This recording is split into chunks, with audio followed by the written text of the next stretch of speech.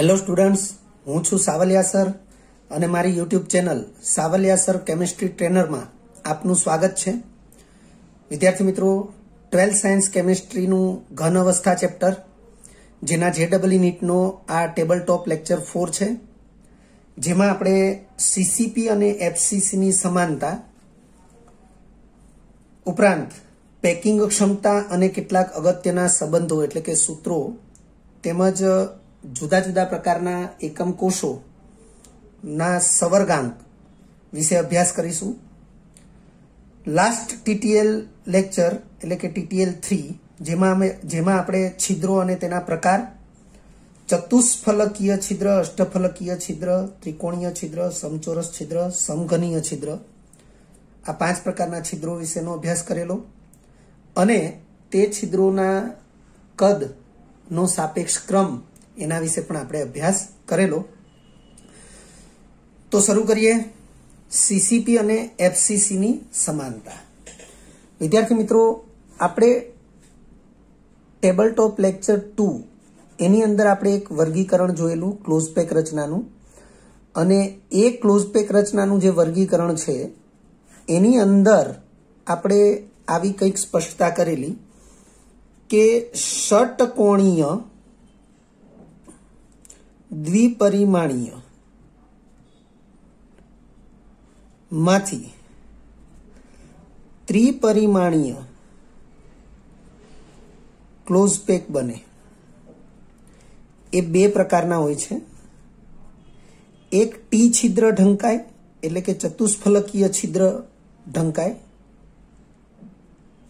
તે રીતે ત્રીજું સ્તર ગોઠવાય, જેનાથી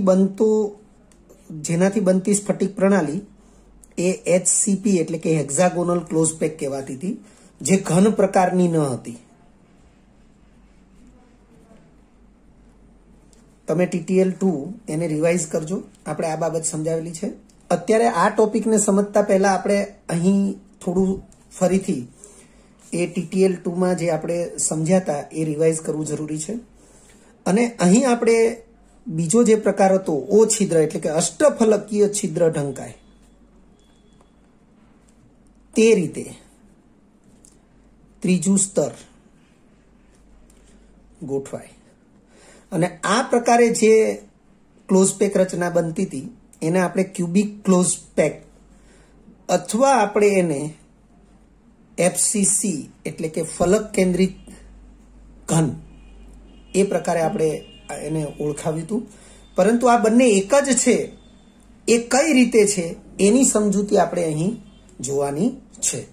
પરંતુ એ સમજૂતીને જોઈએ એ પહેલા આપણે ષટકોણીય દ્વિપરિમાણીયમાંથી ત્રિપરિમાણીય ક્લોઝ પેક બને ત્યારે O છિદ્ર ઢંકાય તે રીતે ત્રીજું સ્તર ગોઠવાય એ બાબતને પેલા સમજીશું, અને એના આધારે કયા પ્રકારની ક્લોઝ પેક રચના બને છે એને આપણે સમજીશું. જો કે આપણી પાસે આ એક સ્તર છે અને એની ઉપર આ બીજું સ્તર ગોઠવાયું છે, એટલે કે આ ષટકોણીય ક્લોઝ પેક પ્રકારનું જે દ્વિપરિમાણીય સ્તર છે એનો એક હિસ્સો આપણે આ લીધો છે, અને એવું જ ષટકોણીય દ્વિપરિમાણીય બીજું એક સ્તર એનો એક આ હિસ્સો લીધો છે, અને એ એકબીજા ઉપર આ રીતે ગોઠવાય છે. તો તમે જોઈ શકો છો એક સ્તર ઉપર બીજું સ્તર ગોઠવાય તો જોઈ શકાય છે કે અષ્ટફલકીય છિદ્ર બન્યું છે. લાસ્ટ લેક્ચર TTL 3 જેની અંદર આપણે અષ્ટફલકીય છિદ્ર વિશે સમજાવેલું જ છે. તમે જોઈ શકો છો આ અષ્ટફલકીય છિદ્ર છે. આપણે આ રિફિલ જ્યાંથી એન્ટ્રી કરાવીએ છીએ એ અષ્ટફલકીય છિદ્ર છે, જેને આપણે અહીંયા આરપાર જોઈ શકીએ છીએ. તો ફરીથી હું સમજાવું છું. આ એક સ્તર છે, ષટકોણીય દ્વિપરિમાણીય પ્રકારના સ્તરનો એક હિસ્સો, થોડો હિસ્સો, અને આ ષટકોણીય દ્વિપરિમાણીય પ્રકારના સ્તરનો બીજો એક હિસ્સો છે, અને બંને સ્તર એકબીજા ઉપર આ રીતે ગોઠવાયા અને આપણને આ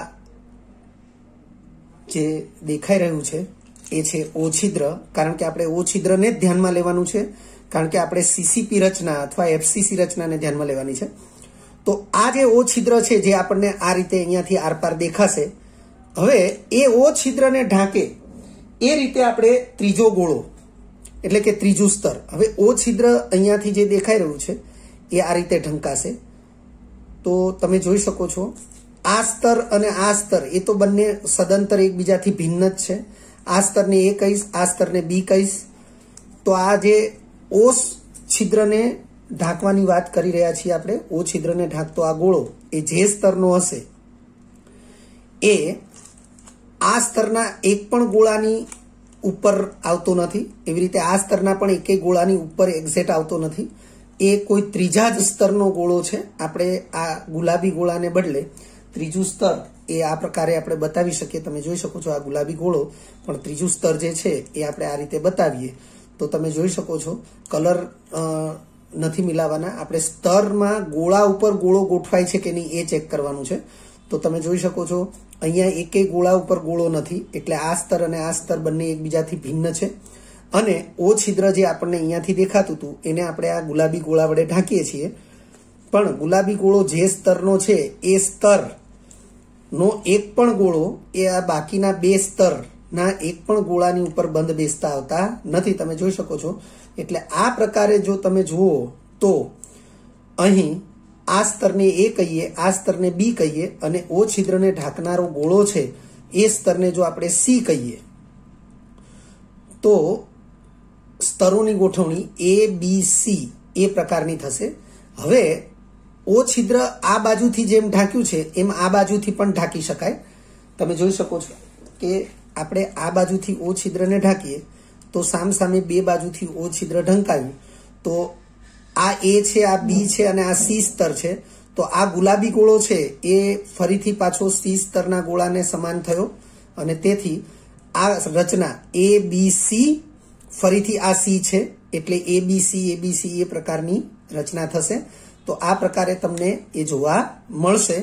પરંતુ આ રચના જે છે એને સીસીપી કઈ રીતે કહી શકાય અથવા એને એફસીસી કઈ રીતે કહી શકાય, તો એ બાબતની જે ચર્ચા છે એને આપણે ખાસ ધ્યાનમાં રાખવાની છે.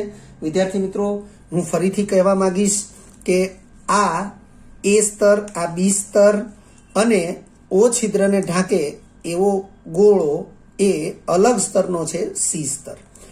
પરંતુ આપણે લાસ્ટ લેક્ચરમાં આપણે આને તમે ધ્યાનથી જોઈ લો, ઓ છિદ્ર અહીંયા છે, પરંતુ આપણે લાસ્ટ લેક્ચરમાં એવું સમજાવેલું કે ઓ છિદ્રની વ્યાખ્યા શું થશે.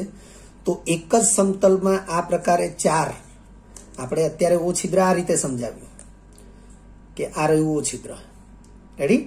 પરંતુ આપણે એને બીજી રીતે લાસ્ટ લેક્ચરમાં સમજાવેલું કે એક જ સમતલમાં ચાર ગોળાઓ એ સમચોરસના ચાર ખૂણે છે અને એકબીજાને સ્પર્શીને છે. એની ઉપર અને નીચેના ભાગે એક એક ગોળો એ ચારેય ગોળાને સ્પર્શે એ રીતે ગોઠવેલો છે. તો છ ગોળાની વચ્ચેનો જે અવકાશ છે એને આપણે અષ્ટફલકીય છિદ્ર એટલે કે ઓ છિદ્ર કહ્યું છે. અને હવે એ ઓ છિદ્ર કે જે 8 જગ્યાએથી જોઈ શકાય છે, આપણે લાસ્ટ લેક્ચરમાં એની ચર્ચા કરેલી છે. તો એ 8 જગ્યા જે છે એ 8 જગ્યાએથી આપણે એને ઢાંકી શકીએ છીએ.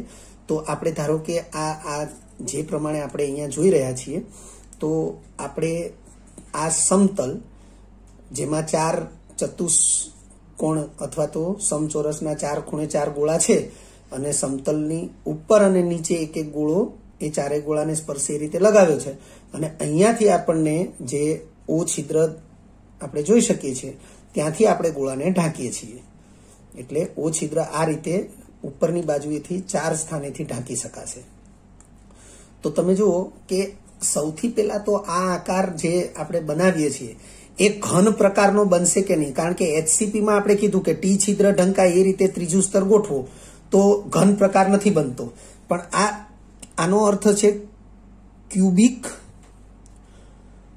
Close pack. વાસ્તવમાં આ ક્યુબિક ક્લોઝેસ્ટ પેક છે. ક્લોઝેસ્ટ એટલે ઘનમાં જેટલી પણ ક્લોઝ પેક રચના છે એમાં સૌથી ગીચ ક્લોઝ પેક રચના એ સીસીપી છે, એટલે કે આ પ્રકારની છે. હવે એને જ આપણે એફસીસી એટલે કે ફેસ સેન્ટર્ડ ક્યુબ એવું પણ કહીશું, જેને આપણે ફલક કેન્દ્રિત ઘન પણ કહીએ ગુજરાતીમાં. તો આ બંને એક કેવી રીતે છે, તો એના માટે સૌથી પહેલા આપણે આ સમજ્યા છીએ. હવે આ જ બાબતને આપણે આવી રીતે સમજીએ. આ તમે જોઈ રહ્યા છો કે એક સમતલમાં 4 ગોળા છે અને એ સમતલમાં 4 ગોળા જે છે એ સમચોરસના 4 ખૂણે ગોઠવાયેલા છે એકબીજાને સ્પર્શીને. એ 4 ગોળાની ઉપર અને આવી રીતે નીચે એ ચારેય ગોળાને સ્પર્શે તે રીતે પાંચમો અને છઠ્ઠો ગોળો ગોઠવેલો છે. અને આ 6 ગોળાની વચ્ચે આપણને જે અવકાશ જોવા મળે છે આ છે અષ્ટફલકીય છિદ્ર, જેને આરપાર જોઈ શકાય છે. અને તમે જુઓ કે એ અષ્ટફલકીય છિદ્ર 1, 2, 3, 4, તો આ સમતલ જે છે એની ઉપરની સાઈડથી 4 જગ્યાએ જોઈ શકાય છે. એવી રીતે સમતલથી આ સમતલ વિચારો, આ રીતે સમતલ વિચારીએ તો સમતલથી નીચેના ભાગેથી પણ 4 જગ્યાએથી એને જોઈ શકાય છે. એટલે ટોટલ 8 જગ્યાએથી આપણે એને જોઈ શકીએ છીએ. પરંતુ આપણે સીસીપી અને એફસીસી રચના એક જ છે, એના માટે સૌથી પહેલા આપણે આ અષ્ટફલકીય છિદ્રને ધ્યાનમાં લીધું. હવે આ બાબતને સમજવા માટે હું જે તમને રચના બતાવું છું, સૌથી પહેલા એને ધ્યાનમાં લઈશું. સૌથી પહેલા આપણે જે વ્યાખ્યા પ્રમાણે વિચાર્યું કે ભાઈ આ 4 સમચોરસના ખૂણે ગોઠવાયેલા 4 જે ગોળાઓ છે એકબીજાને સ્પર્શીને રહેલા, એ 4 ગોળાઓને સમઘનની 4 દિવાલના કેન્દ્રમાં છે એવી રીતે આપણે વિચારીશું. આ રીતે તમને જે દેખાઈ રહ્યું છે કે એક સમઘનની 4 દિવાલો, એના કેન્દ્રમાં આપણે આ ગોળાઓને આ રીતે બતાવ્યા છે. તમે જોઈ શકો છો આ સમઘનની દિવાલ છે અને એ દિવાલના કેન્દ્રમાં, એટલે આ ફલક કેન્દ્ર થયું, આ પણ ફલક કેન્દ્ર થયું, આ પણ ફલક કેન્દ્ર થયું અને આ પણ ફલક કેન્દ્ર થયું. એટલે આ પ્રમાણે આ ફલક કેન્દ્રમાં 4 દિવાલની અંદર આ રીતે 4 ગોળા છે. અને પાંચમો ગોળો જે ઉપરની બાજુએ છે અને છઠ્ઠો ગોળો નીચેની બાજુએ છે એ પણ સમઘનના અનુક્રમે 5મા અને 6ઠ્ઠા ફલકના કેન્દ્રમાં જ છે. આપણે એને આ રીતે દર્શાવી શકીએ.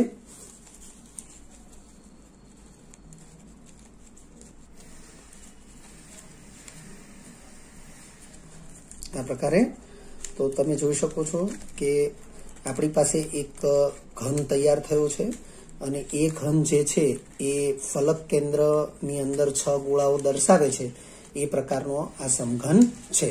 પરંતુ હમણાં આપણે શરૂઆત કરી ત્યારે મેં કહ્યું એ પ્રમાણે કે વાસ્તવમાં આ જે 6 ગોળાઓ છે એ અષ્ટફલકીય છિદ્રની રચના કરે છે. અને તમે જોઈ શકો છો કે અષ્ટફલકીય છિદ્ર આપણને જ્યાંથી દેખાય છે એ આ સ્થાન છે. તો તમે જોઈ શકો છો એ જે સ્થાન છે એ આ ઘનનો ખૂણો છે. એટલે ઘનના ખૂણેથી તમે આવી રીતે તમારી નજર અંદર દાખલ કરો તો એ ઘનના બીજા ખૂણે આ રીતે તમને આરપાર જોવા મળે છે. એવી રીતે આ ઘનનો ખૂણો છે ત્યાંથી એ અષ્ટફલકીય છિદ્ર દેખાશે. આ ખૂણો છે, તમે જોઈ શકો છો આ ખૂણો જે છે ત્યાંથી તમે તમારી નજર અંદર દાખલ કરો તો ત્યાંથી પણ તમને અષ્ટફલકીય છિદ્ર આવી રીતે આરપાર દેખાશે. એવી રીતે ઘનનો આ જે ખૂણો છે, આ ખૂણો, બરોબર, આ ખૂણેથી પણ તમે અહીંયાથી નજર અંદર દાખલ કરો તો તમને અષ્ટફલકીય છિદ્ર આરપાર દેખાશે અને એ આ ખૂણા સુધી દેખાશે. એવી રીતે આ ખૂણેથી તમે નજર અંદર દાખલ કરો તો આ રીતે તમને અષ્ટફલકીય છિદ્ર એ આરપાર દેખાશે.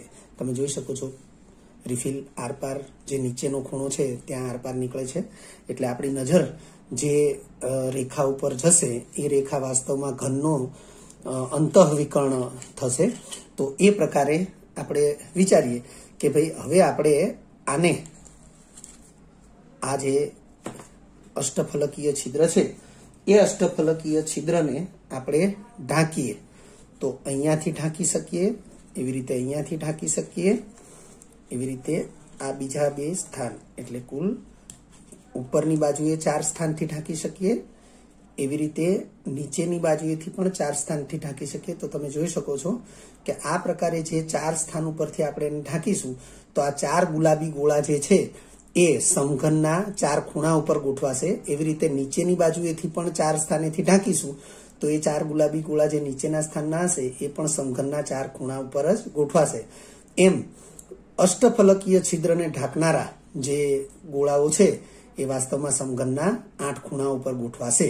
એટલે સમઘનના 8 ખૂણા ઉપર 8 ગોળા અને 6 ફલકના કેન્દ્રમાં 6 ગોળા, એટલે ટોટલ 14 ગોળા વડે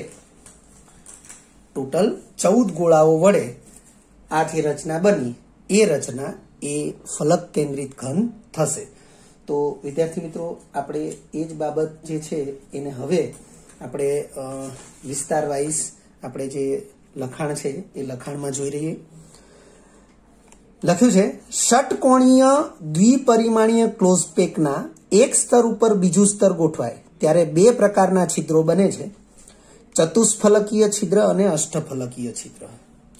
તો આપણે ષટકોણીય દ્વિપરિમાણીય માંથી ત્રિપરિમાણીય ક્લોઝ પેક, તો એમાં આપણે કીધું એ પ્રમાણે કે આપણે બતાવ્યા પ્રમાણે કે 2 ષટકોણીય દ્વિપરિમાણીય સ્તરો એકબીજા સાથે ગોઠવાય ત્યારે ચતુષ્ફલકીય છિદ્ર અને અષ્ટફલકીય છિદ્ર, એમાં ચતુષ્ફલકીય છિદ્ર ઢંકાય એ રીતે જો ત્રીજું સ્તર ગોઠવાય તો જે ક્લોઝ પેક રચના અસ્તિત્વમાં આવશે એ HCP છે. પરંતુ આપણે એની અત્યારે કોઈ જરૂરિયાત નથી, આપણે તો CCPની જરૂરિયાત છે, એટલે ત્યાં આપણે આગળ વધ્યા છીએ. તો લખ્યું છે, ચતુષ્ફલકીય છિદ્ર અને અષ્ટફલકીય છિદ્ર એવા 2 જ પ્રકારના છિદ્રો બને છે. જે પૈકી અષ્ટફલકીય છિદ્રોને ઢાંકે એટલે કે O છિદ્રને ઢાંકે તે પ્રકારે જો ત્રીજું સ્તર ગોઠવાય તો બનતી ક્લોઝ પેક રચના ઘન અતિ સંકુલિત, આપણે જે આ ક્યુબિક ક્લોઝેસ્ટ પેક જે બોલ્યા અથવા લખ્યું છે એને ગુજરાતીમાં ઘન અતિ સંકુલિત એ રીતે લખી શકાય છે. એટલે લખ્યું છે, ઘન અતિ સંકુલિત એટલે કે ક્યુબિક ક્લોઝ પેક CCP, એટલે આપણે ક્યુબિક ક્લોઝ પેક લખીએ છીએ, વાસ્તવમાં એ ક્યુબિક ક્લોઝેસ્ટ પેક છે. ક્યુબિક એટલે ઘનમાં, જે આપણે જેટલા પ્રકારની ક્લોઝ પેક રચના જોઈ, સાદા ઘન એટલે કે SCP, પછી એક આપણે આ HCP જોઈ, પછી એમાં અંતઃ કેન્દ્રિત ક્લોઝ પેક રચના પણ આવે છે, એવી રીતે આ છે ફલક કેન્દ્રિત. તો જેટલા પ્રકારની ઘન ક્લોઝ પેક રચના છે એમાં સૌથી ગીચ જેને કહી શકાય, એટલા માટે એને ક્યુબિક ક્લોઝેસ્ટ પેક એવું પણ આપણે બોલી શકીએ છીએ, ક્યુબિક ક્લોઝ પેક તરીકે ઓળખાય છે. પરંતુ એ જ રચનાને ફલક કેન્દ્રિત ઘન એટલે કે ફેસ સેન્ટર્ડ ક્યુબ પણ કહે છે. ફેસ સેન્ટર્ડ ક્યુબ, ફલક કેન્દ્રિત ઘન પણ કહે છે. પરંતુ એ કઈ રીતે કહે છે તો આપણે જે હમણાં મોડેલ દ્વારા સમજાવ્યું એ જ વસ્તુ અહીં આપણે લખાણ દ્વારા સમજી રહ્યા છીએ. અષ્ટફલકીય છિદ્રની વ્યાખ્યા મુજબ જે 6 ગોળાઓ વડે અષ્ટફલકીય છિદ્ર રચાય છે તે પ્રત્યેક ગોળો સમઘન એકમ કોષના એક ફલકમાં ગોઠવાયેલો હોય છે. ફરીથી અષ્ટફલકીય છિદ્રની વ્યાખ્યા, તો અષ્ટફલકીય છિદ્રની વ્યાખ્યા શું હતી? તો એવી હતી કે સમચોરસના 4 ખૂણે કેન્દ્રિત રહીને એકબીજાને સ્પર્શીને ગોઠવાયેલા 4 ગોળા. તો સમચોરસના 4 ખૂણે આ રીતે, આ સમચોરસના 4 ખૂણે, પરંતુ આના ઉપર એક 5મો ગોળો અને નીચેની બાજુ એક 6થો ગોળો. તો એ રીતે 6 ગોળાની વચ્ચે જે અવકાશ છે એને આપણે અષ્ટફલકીય છિદ્ર કહીએ છીએ. તો અષ્ટફલકીય છિદ્રની વ્યાખ્યા મુજબ જે 6 ગોળાઓ વડે અષ્ટફલકીય છિદ્ર રચાય છે તે પ્રત્યેક ગોળો સમઘન એકમ કોષના એક ફલકના કેન્દ્રમાં એટલે કે એક ફલકમાં ગોઠવાયેલો હોય છે. જે આપણે હમણાં સમજાવ્યું કે આ વ્યાખ્યા પ્રમાણે અષ્ટફલકીય છિદ્રની વ્યાખ્યા જે છે કે આ જે 4 ગોળા છે એ 4 ગોળા આ છે અને એ 4 ગોળા એ સમચોરસના 4 ખૂણા ઉપર છે અને એકબીજાને સ્પર્શીને છે. એની ઉપર અને નીચેના ભાગે 5મો અને 6થો ગોળો એ પણ 4 ગોળાને સ્પર્શીને ગોઠવેલો છે. 6 ગોળાઓની વચ્ચે આપણને આ પ્રકારનો જે અવકાશ જોવા મળે છે એ અવકાશ એ વાસ્તવમાં અષ્ટફલકીય છિદ્ર છે.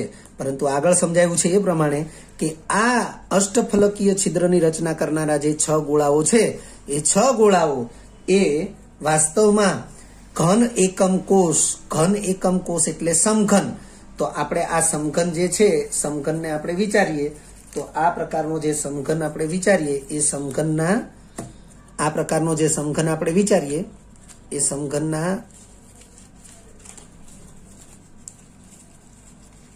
એક એક ફલકમાં, જેમ કે તમે જોઈ શકો છો 4 ગોળાઓ એ સમઘનના 4 ફલકમાં ગોઠવાયા તો એ ફલક કેન્દ્રિત થયા.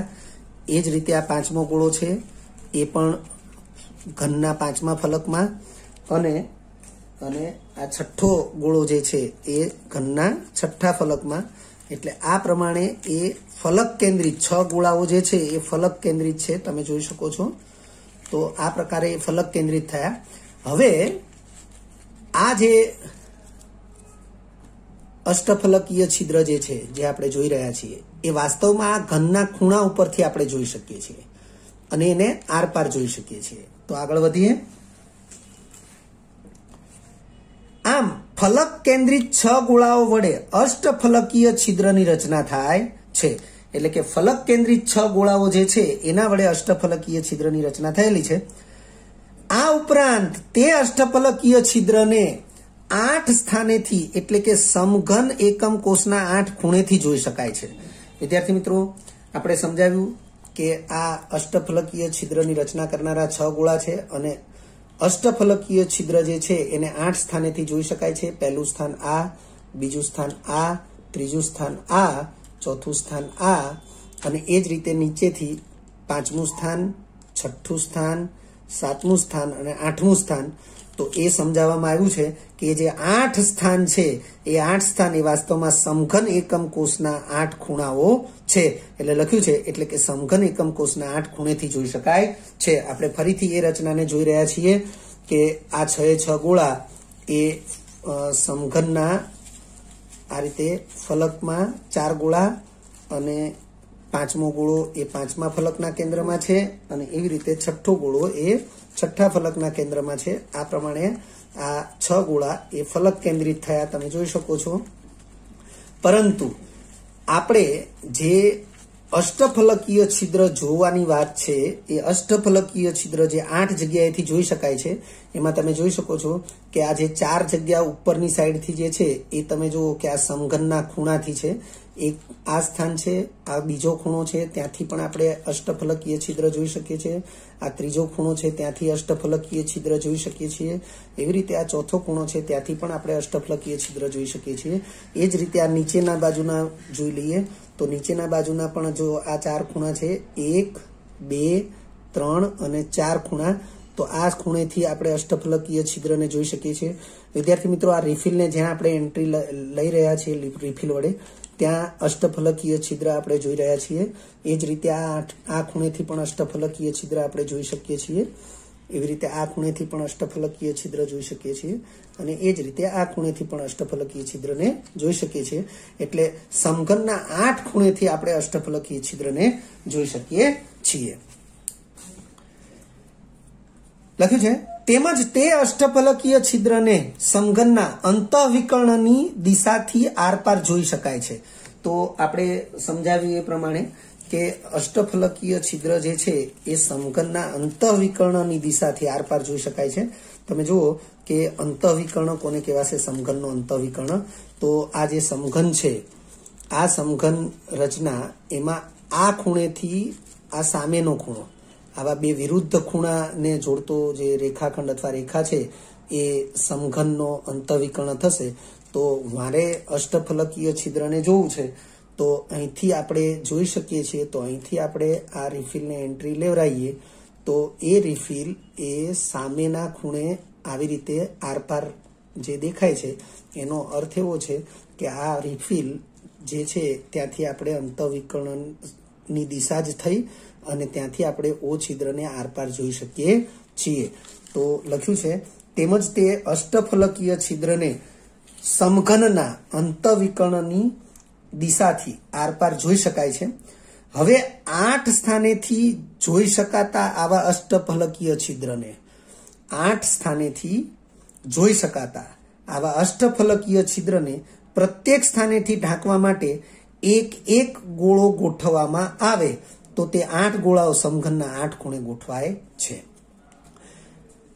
આમ ફલક કેન્દ્રિત 6 ગોળાઓ અને ખૂણાઓના સ્થાનેથી 8 ગોળાઓ એમ કુલ 14 ગોળાઓ ધરાવતી ફલક કેન્દ્રિત ઘન એટલે કે ફેસ સેન્ટર્ડ ક્યુબ એફસીસી રચના બને છે, જે વાસ્તવમાં ક્લોઝપેક રચના મુજબ ઘન અતિસંકુલિત એટલે કે ક્યુબિક ક્લોઝપેક પ્રકારની છે અને તેથી સીસીપી અને એફસીસી એ બંને સમાન એકમ કોષ રચના છે.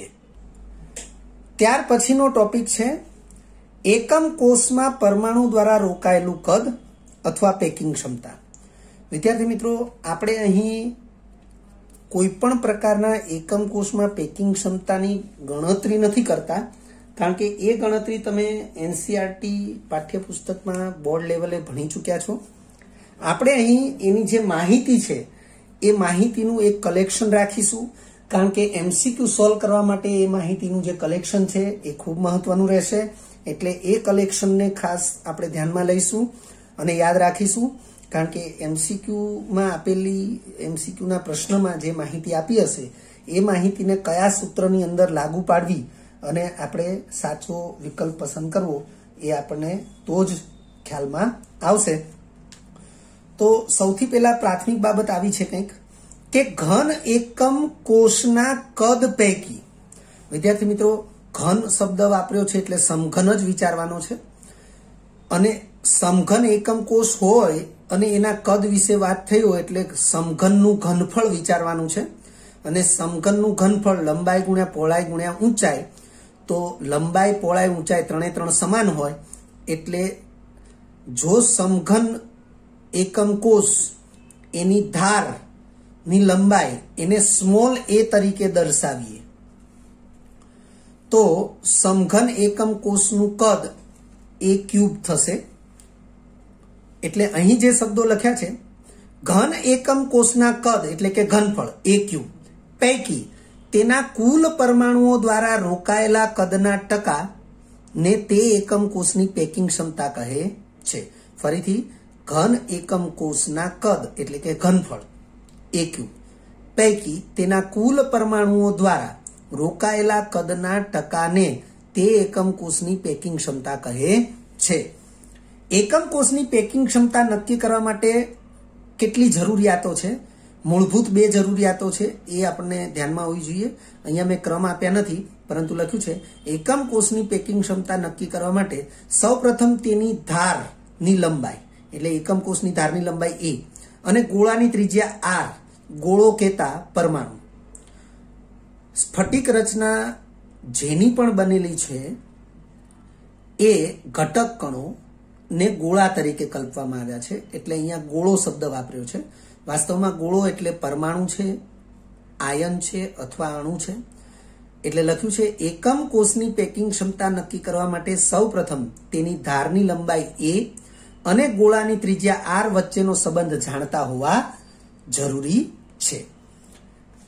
આ ઉપરાંત બીજી જરૂરિયાત એકમ કોષ દીઠ કુલ પરમાણુ એટલે કે ગોળાની સંખ્યા પણ જાણતા હોવા જરૂરી છે. ફરીથી, આ ઉપરાંત એકમ કોષ દીઠ કુલ પરમાણુ એટલે કે ગોળાની સંખ્યા પણ બીજા પેજ ઉપર છે જાણતા હોવા જરૂરી છે. આપણું વિધાન બીજા પેજ ઉપર આ રીતે પૂરું થયેલું છે. ફરીથી આખું વિધાન જોઈ લઈએ. આ ઉપરાંત એકમ કોષ દીઠ કુલ પરમાણુ એટલે કે ગોળાની સંખ્યા પણ જાણતા હોવા જોઈએ. નીચેના સૂત્ર વડે પેકિંગ ક્ષમતા શોધી શકાય છે. વિદ્યાર્થી મિત્રો, આ સૂત્રને ધ્યાનમાં રાખવું જરૂરી છે. પેકિંગ ક્ષમતા બરાબર, વિદ્યાર્થી મિત્રો, આ સૂત્ર ત્રિરાશિ પરથી જ આવેલું સૂત્ર છે, એટલે ખૂબ સરળ સૂત્ર. પેકિંગ ક્ષમતા બરાબર ગોળાઓ દ્વારા રોકાયેલું કુલ કદ ગુણ્યા 100 ભાગ્યા ઘન એકમ કોષનું કદ. આ રીતે થશે કદ ટકા. તો ઘન એકમ કોષ નું કદ એટલે 100%. તો ગોળાઓ દ્વારા રોકાયેલું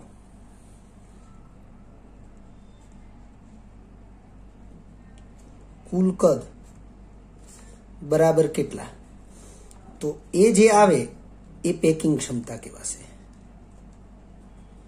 તો તો પેકિંગ ક્ષમતા માટે આ બંનેનો ગુણાકાર થશે અને આ ભાગાકારમાં આવશે. તો એ જે સ્વરૂપ છે અહીંયા છે પેકિંગ ક્ષમતા બરાબર ગોળાઓ દ્વારા રોકાયેલું કુલ કદ, ગોળાઓ દ્વારા રોકાયેલું કુલ કદ ગુણ્યા 100 ભાગ્યા ઘન એકમ કોષનું કદ. વિવિધ એકમ કોષોની પેકિંગ ક્ષમતા માટે પાયાની માહિતી. તો વિદ્યાર્થી મિત્રો, આપણે છે MCQ સોલ્વ કરવા માટે જરૂરી છે એ માહિતી અહીં આપણે એક કોષ્ટકમાં દર્શાવેલી છે. કોષ્ટકના જે ટાઇટલ છે એ ટાઇટલ પણ મેં દર્શાવ્યા છે. સૌથી પહેલા બે બાબતો કે ઘન એકમ કોષનું કદ એ ક્યુબ ગણાશે. આપણે ચર્ચા કરીએ પ્રમાણે કદ એટલે ઘનફળ, એટલે ઘન એકમ કોષનું કદ એ ક્યુબ ગણાશે. પ્રત્યેક પરમાણુ કહેતા ગોળો, તો પ્રત્યેક પરમાણુ એટલે કે ગોળાનું કદ એ 4/3 πr ક્યુબ થશે, જે પણ આપણે જાણીએ છીએ. હવે આપણે અહીં જે કોષ્ટક, જે ખૂબ જ અગત્યનું કોષ્ટક છે અને આ ચેપ્ટરમાંથી આપણે કહી શકીએ કે જે ન્યુમેરિકલ પ્રકારના MCQ પૂછાય તો એને અનુલક્ષીને આ માહિતી એ ખૂબ જ ઉપયોગી માહિતી છે. સૌથી પહેલું ટાઇટલ છે ઘન એકમ કોષનો પ્રકાર, પછી છે સ્પર્શીને રહેલા બે ગોળાઓના કેન્દ્રો વચ્ચેનું અંતર.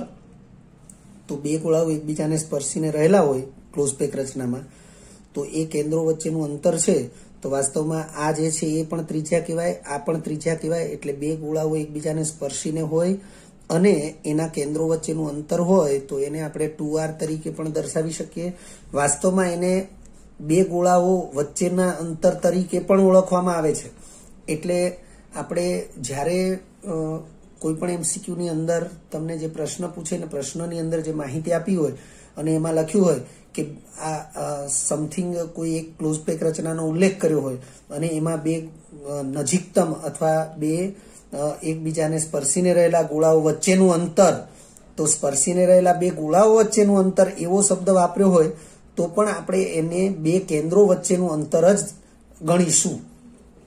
ત્યાર પછી છે એકમ કોષની ધાર. ધાર પછી એ અલગથી લખ્યો છે. તો એકમ કોષની ધાર અને ગોળાની ત્રિજ્યા r વચ્ચેનો સંબંધ. હવે એ સંબંધ તમે જુઓ, આપણે બંને રીતે દર્શાવ્યું છે.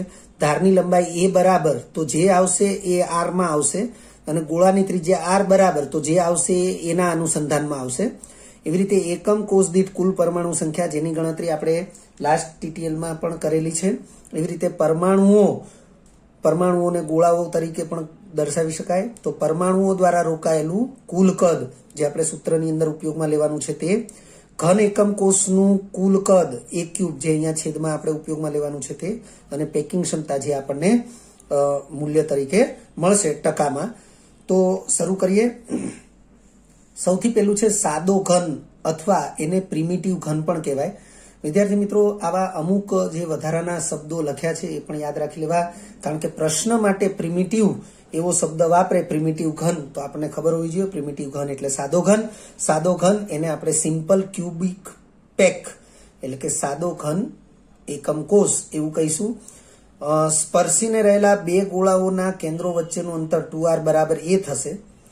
તો એકમ કોષની ધાર a અને ગોળાની ત્રિજ્યા r વચ્ચેના સંબંધમાં ધારની લંબાઈ a બરાબર 2r જ થશે, કારણ કે અહીંયા તમે જોઈ શકો છો 2r બરાબર a થતું હોય તો a બરાબર 2r જ થશે. તો આપણી પાસે આ જે માહિતી છે એને આપણે આ રીતે ઉપયોગમાં લઈશું. a બરાબર 2r છે તો હવે મારે r ને કરતા બનાવવું હોય તો 2 છે એ એના છેદમાં જશે તો a/2 થશે, એટલે r બરાબર a/2 થશે. પછી આપણને ખ્યાલ છે કે સાદા ઘન એકમ કોષ દીઠ કુલ પરમાણુની સંખ્યા 1 છે. આની ગણતરી માટે આપણે અગાઉના TTL લેક્ચરનો આપણે ઉપયોગ કરીશું. પછી પરમાણુઓ એટલે કે ગોળાઓ દ્વારા રોકાયેલું કુલ કદ. હવે વિદ્યાર્થી મિત્રો, પરમાણુ એટલે ગોળો અને ગોળાનું કદ 4/3 πr ક્યુબ છે. ગોળાની સંખ્યા 1 છે તો 1 ગુણ્યા 4/3 πr ક્યુબ કરો એટલે પરમાણુઓ દ્વારા રોકાયેલું જે કુલ કદ છે એ 4/3 πr ક્યુબ જ થશે. બીજી એક બાબત કે આપણે ઘન એકમ કોષનું કદ a ક્યુબ કીધેલું છે, પરંતુ a બરાબર 2r છે, એટલે SCP માટે a ક્યુબ જે ઘન એકમ કોષનું કદ છે એમાં a ના બદલે 2r લખીએ તો 2r ક્યુબ થશે અને 2r ક્યુબ એટલે એને 8r ક્યુબ લખાશે, કારણ કે 2 નો ઘન 8 થશે અને r નો ઘન r ઘન જ થશે. એટલે એ પ્રકારે આપણે ઘન એકમ કોષનું કદ એ આરના અનુસંધાનમાં એટલે કે ગોળાની ત્રિજ્યા આરના સ્વરૂપમાં આપણે દર્શાવ્યું છે અને આ બે મૂલ્યો એને અહીં આપણે એપ્લાય કરીએ 4/3 પાઈ આર ક્યુબ અંશમાં અને છેદમાં 8 આર ક્યુબ અને ગુણ્યા 100 તો એનો જે જવાબ આવશે એ 52.36 આવશે અને એ મૂલ્ય ટકામાં છે. એ જ પ્રમાણે અંતઃકેન્દ્રિત ઘન છે એને બોડી સેન્ટર્ડ ક્યુબ પણ કહેવાય.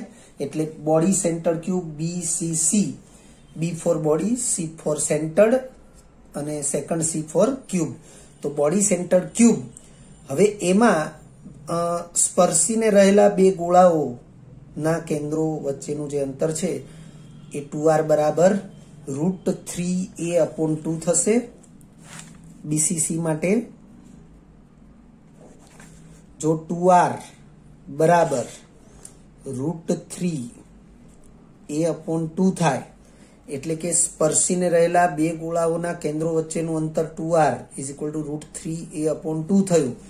તો આપણે a બરાબર જો વિચારવું હોય કે a બરાબર શું થાય તો એને કરતા બનાવીએ તો a બરાબર તો 2 અહીંયા ગુણાકારમાં જશે એટલે 4r અંતર √3 ભાગાકારમાં આવશે એટલે બાય √3 એટલે a બરાબર 4r/√3 થશે. તો 4r/√3 પછી r ને જ કરતા બનાવવો છે તો r આ 2 છે એ છેદમાં આવશે એટલે √3/4 થશે. 2 દુ 4 અને √3 સાથે એ ગુણાકારમાં એટલે r √3a/4 થશે. તો r √3a/4 થયું.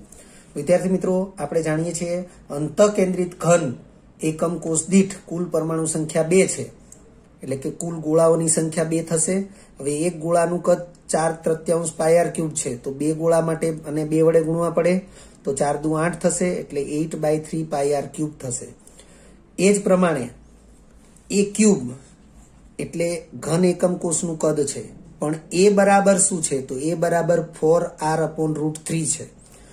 તો BCC માટે આપણે એ ક્યુબ કરીએ તો એ ક્યુબ બરાબર 4r/√3 એનો ઘન કરવો પડશે તો 4 નો ઘન 64 થશે. r નો ઘન r ક્યુબ થશે અને √3 નો ઘન તો √3 ગુણ્યા √3 ગુણ્યા √3 તો √3 ગુણ્યા √3 એટલે 3 અને હજુ એક √3 તો છે જ એટલે છેદમાં 3√3 થશે. તો એ છે ઘન એકમ કોષનું કદ. હવે આ સૂત્રની અંદર આપણે એપ્લાય કરીએ. ગોળાઓ દ્વારા રોકાયેલું કદ 8/3 પાઈ આર ક્યુબ લખવું પડે છેદમાં ઘન એકમ કોષનું કદ તો 64r³ / 3√3 લખવું પડે અને ગુણ્યા 100 છે જેનું સાદું રૂપ આપણને 68% મળશે. પછી છે ફલક કેન્દ્રિત ઘન. વિદ્યાર્થી મિત્રો, ફલક કેન્દ્રિત ઘન તો આપણે અગાઉ ચર્ચા કરી. આ લેક્ચરની શરૂઆતમાં જ આપણે જે ટોપિક ભણ્યા કે CCP અને FCC એ બંને સમાન છે એટલે ફલક કેન્દ્રિત ઘનને FCC કહીએ પરંતુ એ જ રચના એ CCP પણ છે. ક્યુબિક ક્લોઝેસ્ટ પેક પણ કહી શકીએ છીએ.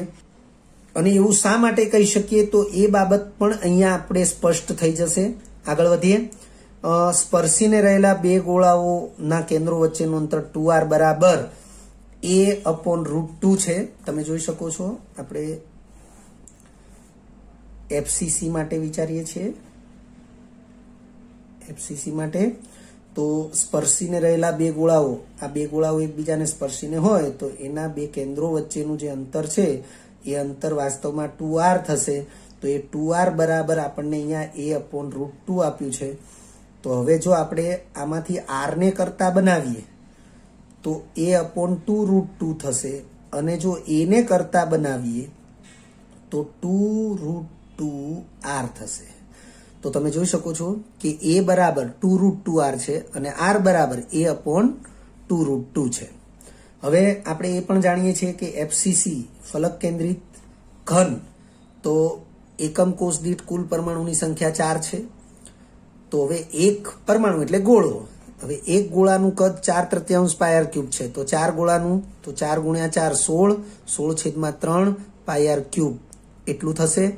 બીજું કે એફસીસી એકમ કોષનું કદ એ ક્યુબ તરીકે વિચારીએ તો એના સ્થાન ઉપર આપણે 2√2r લખવાનું છે. તો એ ક્યુબ બરાબર એના સ્થાને આપણે 2√2r લખીએ, ઘન કરીએ તો 2 નો ઘન 8 થશે, √2 નો ઘન તો 2√2 થશે અને ગુણ્યા r ક્યુબ થશે. તો 8 દુ 16 એટલે 16√2 r ક્યુબ. એટલે એ ક્યુબ એ જે એકમ કોષનું કદ જે છે એ 16√2 r ક્યુબ થશે. હવે આ સૂત્ર પેકિંગ ક્ષમતા એમાં ગોળાઓ દ્વારા રોકાયેલું કુલ કદ એ 16/3 પાઈ r ક્યુબ લખીશું, છેદમાં ઘન એકમ કોષનું કદ તો 16√2 r ક્યુબ લખીશું અને અંશમાં ગુણ્યા 100 છે, જે જવાબ આવશે ટકામાં આવશે તો એ જવાબ આવશે 74%. વિદ્યાર્થી મિત્રો, તમે જોઈ શકો છો કે આ અલગ અલગ પ્રકારની ઘન ક્લોઝ પેક રચના અથવા અલગ અલગ પ્રકારના ઘન એકમ કોષો છે, જેમાં સૌથી વધુ મહત્તમ પેકિંગ ક્ષમતા એ ફલક કેન્દ્રિત ઘનની છે અને તેથી એફસીસીને જ ઘન અતિ સંકુલિત કે ઘન પ્રકારના જેટલા પણ એકમ કોષો છે એમાં સૌથી ગીચ ગોઠવણી ધરાવતી, સૌથી ગાઢ ગોઠવણી ધરાવતી રચના એટલે ઘન અતિ સંકુલિત રચના, જેને ઇંગ્લિશમાં ક્યુબિક ક્લોઝેસ્ટ પેક એવી રીતે આપણે એને સમજીશું. અને તેથી એ ઘન એફસીસી છે, એ જ સીસીપી પણ છે. એક નોંધ લખી છે, સવર્ગાંક સમાન હોય તો પેકિંગ ક્ષમતા પણ સમાન જ હોય. જેમ અહીંયા આપણે સીસીપી ની વાત કરી એમ એચસીપી હેક્ઝાગોનલ ક્લોઝ પેક ચતુષ્ફલકીય છિદ્ર ઢંકાય તે રીતે ત્રીજું સ્તર ગોઠવાય. આપણે જે હમણાં આપણે ભણ્યા કે આ ટી છિદ્ર ઢંકાય એ રીતે ત્રીજું સ્તર ગોઠવાય તો એચસીપી પ્રકારનો ક્લોઝ પેક બને, પણ એ ઘન પ્રકાર નથી એમ. તો એની પેકિંગ ક્ષમતા આપણે શોધવી હોય તો એને અલગથી શોધવાની જરૂર નથી. ચાહે એફસીસી કે એચસીપી બંનેના સવર્ગાંક 12 છે અને સવર્ગાંક સમાન હોય તો પેકિંગ ક્ષમતા પણ સમાન જ હોય, એ બાબતની નોંધ આપણે અહીંયા લખીએ છીએ. એટલે અહીંયા આપણે ચોથો જે પ્રકાર બતાવીએ પણ એ ઘન એકમ કોષનો પ્રકાર નથી એટલે આપણે બતાવ્યું નથી. વાસ્તવમાં ચોથી ક્લોઝ પેક રચના કહી શકાય અને એ ચોથી ક્લોઝ પેક રચના જે છે એ આ એચસીપી પ્રકારની છે અને એની પેકિંગ ક્ષમતા 74% જ થશે. ત્યારબાદ છે વિવિધ એકમ કોષો માટે સ્તરોની ભાત અને સવર્ગાંક વિશેની માહિતી. અહીંયા વિવિધ એકમ કોષો છે પણ 3 ઘન પ્રકારના છે. જ્યારે અહીં આપણે વિવિધ એકમ કોષો લખ્યું છે પણ ફક્ત ઘન પ્રકારના એવી વાત નથી. વિવિધ એકમ કોષો માટે સ્તરોની ભાત અને સવર્ગાંક વિશેની માહિતી. તો એના માટે અહીં આપણે જે કોષ્ટક બનાવ્યું છે એના ટાઇટલ તમે જોઈ રહ્યા છો કે એ ટાઇટલ આ પ્રકારના છે કે ક્લોઝ પેક રચના અથવા ઘન એકમ કોષનો પ્રકાર. એટલે અહીં આપણે ક્લોઝ પેક રચના લખ્યું છે અથવા કરીને ઘન એકમ કોષનો પ્રકાર લખ્યું છે. તો વાસ્તવમાં ઘન ન હોય એટલે કે એકમ કોષ ઘન પ્રકારનો ન હોય તો પણ આપણે આ ટાઇટલના અંડરમાં અહીંયા લખી શકીશું, કારણ કે ક્લોઝ પેક રચના ગમે તે પ્રકારની હશે એ અહીંયા લખી શકાશે. અથવા કરીને આપણે ઘન એકમ કોષનો પ્રકાર લખ્યું છે. સ્તરોની ગોઠવણી અથવા થપ્પીની ભાત. તો વિદ્યાર્થી મિત્રો, આપણે જાણીએ છીએ કે ક્લોઝ પેક રચના જે છે એ હંમેશા દ્વિપરિમાણીયમાંથી જે ત્રિપરિમાણીય ક્લોઝ પેક રચના બને એ જ વાસ્તવિક ક્લોઝ પેક રચના છે.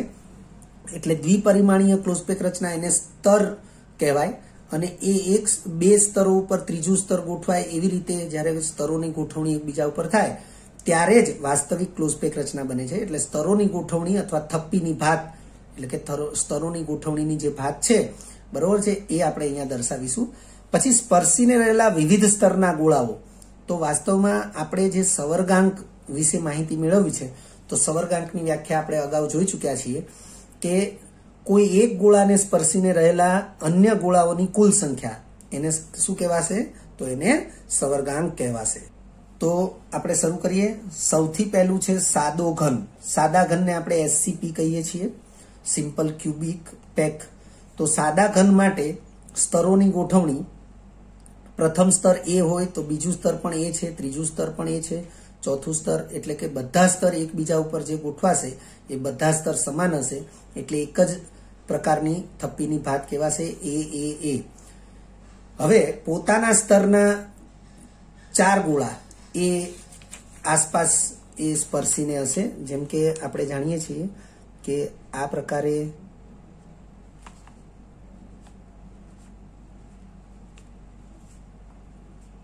એક સ્તર છે. હવે આ સ્તર ઉપર એક્ઝેક્ટ ગોળા ઉપર ગોળો ગોઠવાય એ રીતે બીજું સ્તર, એના ઉપર ત્રીજું સ્તર, એના ઉપર ચોથું સ્તર, આ સ્તરની નીચે પણ એ રીતે સ્તરો ગોઠવાશે. તો હવે તમે જોઈ શકો છો કે અહીંયા આ સ્તર જે છે એના એક ગોળાને આપણે ધ્યાનમાં લીધો, તો એને સ્પર્શીને આ 4 ગોળાઓ છે. એટલે પોતાના સ્તરના 4 ગોળાઓ છે. ઉપરનું જે સ્તર આવશે એ ગોળા ઉપર ગોળો ગોઠવાય એ રીતે આવશે, એટલે ઉપરના સ્તરનો એક ગોળો અને એવી રીતે નીચેના સ્તરનો પણ એક ગોળો, એમ ટોટલ 6 ગોળાઓ આ ગોળાને સ્પર્શીને છે. એટલે લખ્યું છે કે સાદો ઘન એકમ કોષ બને એ પ્રકારની ક્લોઝ પેક રચના માટે તે જ સ્તરના એટલે કે પોતાના જ સ્તરના 4 ગોળાઓ એકબીજાને એને સ્પર્શેલા હશે. 4 ગોળાઓ, ઉપરના સ્તરનો એક ગોળો સ્પર્શેલો હશે, નીચેના સ્તરનો પણ એક ગોળો સ્પર્શેલો હશે. એમ કુલ ગોળાઓની સંખ્યા 6 હશે. એટલે સાદા ઘન એકમ કોષમાં સવર્ગાંક 6 થશે. ત્યાર પછી છે અંતઃકેન્દ્રિત ઘન. તો વિદ્યાર્થી મિત્રો, અંતઃકેન્દ્રિત ઘન જે છે એમાં પહેલું સ્તર A, તો બીજું સ્તર B, ફરીથી પાછું ત્રીજું સ્તર A, ફરીથી પાછું ચોથું સ્તર B, એ પ્રકારનું થશે. વિદ્યાર્થી મિત્રો, અંતઃકેન્દ્રિત ઘન રચના જે છે એના માટે આપણી પાસે ક્લોઝ પેક રચનામાં કોઈ માહિતી NCERT પાઠ્યપુસ્તકમાં નથી, પરંતુ અંતઃકેન્દ્રિત ઘન માટે જે સ્તર છે એ સ્તર કંઈક આ પ્રકારના છે. ધ્યાનથી જોઈ લેજો. ગોળાઓ એકબીજાથી અંતર રાખીને સ્તરીય રચના બનાવે છે. તો આવી જે સ્તરીય રચના છે એને પહેલા ધ્યાનથી જોઈ લો. આમાં ગોળાઓ એકબીજાને સ્પર્શીને છે, પરંતુ આમાં ગોળાઓ એકબીજાથી અંતર રાખીને છે. અને આવી ક્લોઝ પેક રચના માટેના સ્તરો જ્યારે એકબીજા ઉપર ગોઠવાય છે ત્યારે ગોળા ઉપર ગોળો ગોઠવવાની કોઈ શક્યતા હોતી નથી. એટલે આ જે ગોઠવણી થશે એ ગોઠવણી આપણે જે દર્શાવીએ છીએ આ પહેલું સ્તર છે, અને આના ઉપર જ્યારે બીજું સ્તર ગોઠવાય, આ પહેલું સ્તર છે એને હું ધારો કે એ સ્તર કહી દઉં, અને આના ઉપર જે બીજું સ્તર ગોઠવાશે એ બીજા સ્તર માટે આપણે આ પ્રમાણે દર્શાવીએ. તો બીજું સ્તર છે એના ગોળા આ રીતે ગોઠવાશે. તમે જોઈ શકો છો કે બીજું સ્તર છે એમાંય ગોળા ગોળા વચ્ચે અંતર તો છે જ, પરંતુ એના ગોળાઓ જે રીતે ગોઠવાયા છે તો તમે જોઈ શકો છો કે બીજું સ્તર છે એ પ્રથમ સ્તરથી અલગ પ્રકારનું છે. એટલે એને પ્રથમ સ્તરની જેમ એ નામ આપી શકીશું નહીં, એને નામ અલગ આપીએ છીએ બી સ્તર. તો આ પ્રકારે એ બી સ્તરના ગોળાઓ થશે. આ સ્તર બી સ્તર થશે. હવે તમે જોઈ શકો છો કે આ ગોળો બી સ્તરનો છે, જેને નીચેના સ્તરના 4 ગોળાઓ સ્પર્શેલા છે, પણ પોતાના સ્તરનો એક પણ ગોળો સ્પર્શેલો નથી. તમે જોઈ શકો છો, ધારો કે હું આ ગોળાને વિચારું, આ વાદળી ગોળો છે અને પોતાના સ્તરના એક પણ ગોળાને એ સ્પર્શેલો નથી, પરંતુ નીચેના સ્તરના આ 4 ગોળાને સ્પર્શેલો છે. એવી રીતે હવે આની ઉપર ફરીથી જે સ્તર ગોઠવાશે એ આ એ સ્તરની જેમ જ ગોઠવાશે. તો ઉપરના સ્તરના ફરીથી આ 4 ગોળા છે એને એ સ્પર્શીને રહેશે. એટલે કુલ 8 ગોળાને સ્પર્શીને રહેશે. તો અહીંયા લખ્યું છે કે તે જ સ્તરના એટલે કે પોતાના સ્તરના કોઈ પણ ગોળાને સ્પર્શતો નથી. એટલે પોતાના સ્તરના ગોળાની સંખ્યા 0 થશે, સ્પર્શીને રહેલા ગોળાની સંખ્યા. નીચેના ને ઉપરના સ્તરના જે છે એમાંથી ગોળાઓ જે સ્પર્શીને રહેલા છે એ 4 ગોળાઓ છે. એટલે કુલ ગોળાઓની સંખ્યા 8 થશે.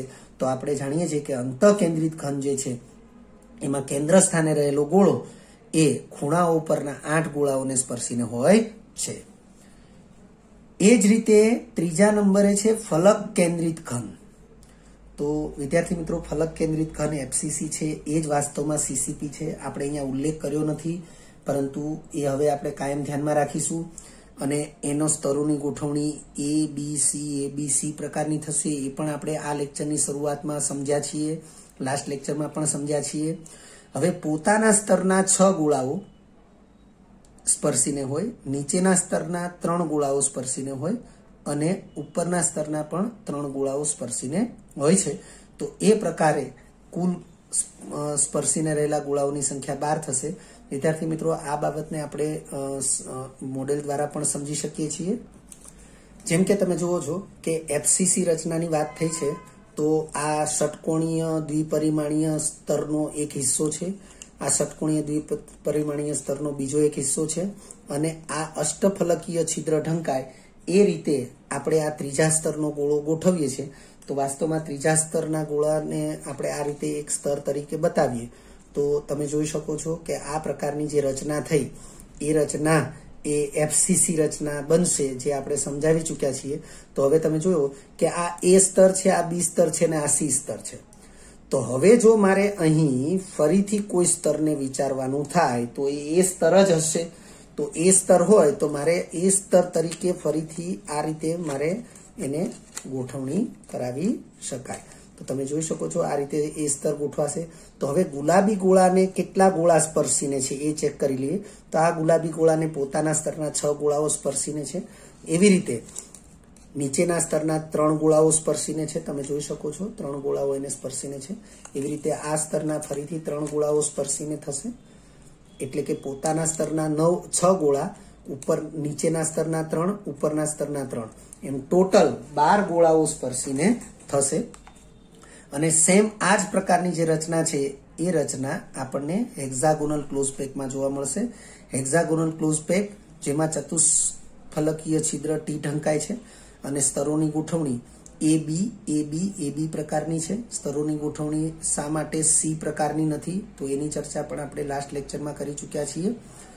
તો એમાં પોતાના સ્તરના 6 ગોળાઓ એને સ્પર્શીને હશે, ઉપરના સ્તરના 3 ગોળાઓ અને નીચેના સ્તરના પણ 3 ગોળાઓ સ્પર્શીને હશે, અને તેથી કુલ ગોળાઓની સંખ્યા 12 થશે। વિદ્યાર્થી મિત્રો, આપણે એ બાબતને આપણે આ રીતે પણ સમજી શકીએ છીએ।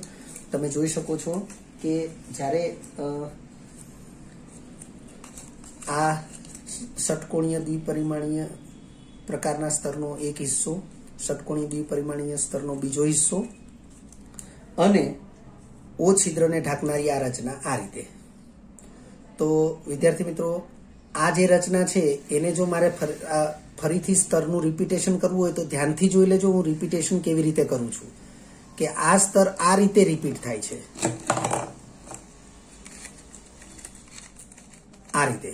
એટલે તમે જુઓ કે તમારી તરફ આ સ્તરના 2 ગોળા છે અને એક ગોળો પાછળની બાજુએ છે આ રીતે। પછી આ સ્તરના તો 6 ગોળાઓ આ રીતે તમને દેખાઈ જ રહ્યા છે, અને આ જે સ્તર છે એનો એક ગોળો તમારી તરફ ને 2 ગોળા પાછળની તરફ છે। તો આવી જે રચના છે એ અષ્ટફલકીય છિદ્રને ઢાંકતી રચના તરીકે ઓળખાશે। તમે જોઈ શકો છો અષ્ટફલકીય છિદ્રને ઢાંકતી રચના તરીકે ઓળખાશે। પરંતુ જો ટી છિદ્રને ઢાંકતી રચના તરીકે વિચારવું હોય તો તમે જોઈ શકો છો કે અહીંયા આ ટી છિદ્ર દેખાય છે, આ 3 ગોળા અને આ ચોથો ગોળો, એની વચ્ચે અહીંયા ટી છિદ્ર દેખાય છે। તો ટી છિદ્રને હું ઢાંકીશ તો આ રીતે ઢંકાશે। તો તમે જુઓ કે કઈ રીતે થયું, તો આ ગોળા સામસામે આવ્યા, આ ગોળા સામસામે આવ્યા, આ ગોળા સામસામે આવ્યા। તો હું આને એ સ્તર કહું, આને બી સ્તર કહું તો આને અલગ સ્તર નહીં કહેવાય, આ ફરીથી એ સ્તર જ થયું। એટલે એમાં ગોઠવણી તમે જોઈ શકો છો એ બી પ્રકારની થઈ। તમને કમ્પ્લીટલી ખ્યાલ આવી જ ગયો હશે। ફરીથી તેમાં સ્તરોની ગોઠવણી એ બી પ્રકારની થઈ, અને તમે જુઓ કે એક ગોળાને સ્પર્શીને પોતાના સમતલના 6 ગોળાઓ છે, ઉપરના સમતલના એટલે કે ઉપરના સ્તરના 3 ગોળાઓ છે, નીચેના સ્તરના 3 ગોળાઓ છે। એટલે ધ્યાનથી જોઈ લો કે અહીં આ રીતે તમને જોવા મળશે। એ જે રચના છે એ એચસીપી રચના કહેવાશે। પરંતુ જો આ રીતે થશે તો ટી છિદ્ર ખુલ્લા છે, તમે જોઈ શકો છો, બરોબર છે। એટલે ટી છિદ્ર ખુલ્લા છે અને એ જે રચના છે એમાં અષ્ટફલકીય છિદ્ર ઢંકાયું ગણાશે।